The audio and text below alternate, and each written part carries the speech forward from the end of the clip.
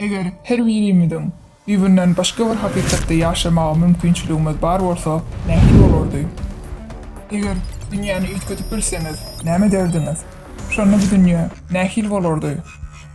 Olam şahsy wagtlyklere hyzmat etmese, nänem bolardy? Her bir adam ýam nähili teknologiýalary eýe bolup bilerdi. Dünýä nänem özgärdi? Bu barada pikir edip gördüňizmi? Hakyky dünýä, hoş geldiňiz. Yaradıcılık cemiyeti bu, ähli zatlaryň siziň durmuşyňyzyň gowlaşmagyna hyzmat edip biljek dünýäsidir. Her bir minutda.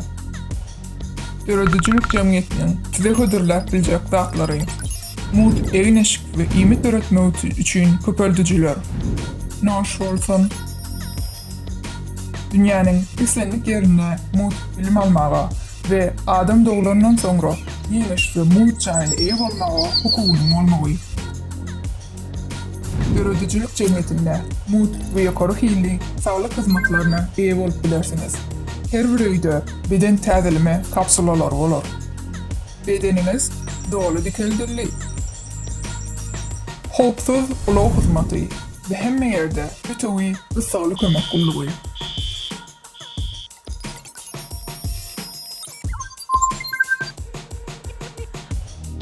Ayda şersiz esasda $10 girdeci alıp bilersiniz.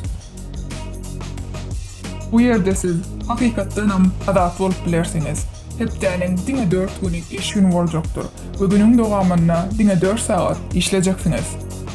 Ýylla 2 ay zähmet ruhsatyňyz boljak. Döwlet tarapyndan tölenýän bütün dünýä seýahat etmeklik hukugyňyz bolar. Gyzykly we dol durmuş.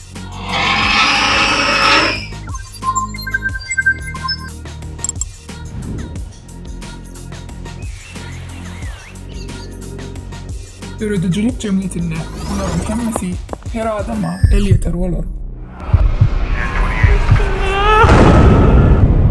Näme üçin beýle dünýäde ýaşaýanyňyz hakynda pikir edip gördüňizmi? Yaradıcılık cemiyetinde ýaşamak hukugy size de işli. Sebebi sen adamsın, iň bolsunam nasipsin.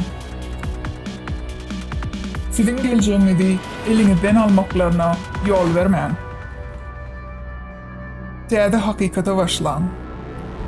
Bu ýüzde 12-nji noýabrda ähli sosial ulgamlarda we türlü media platformalarynda 150 dile terjime ediljek adamlardan iň esasy taslamasy tarapyndan hödürlenýän halkara forum Global Krizis halas bolmagymyz azy birlikde goşulun.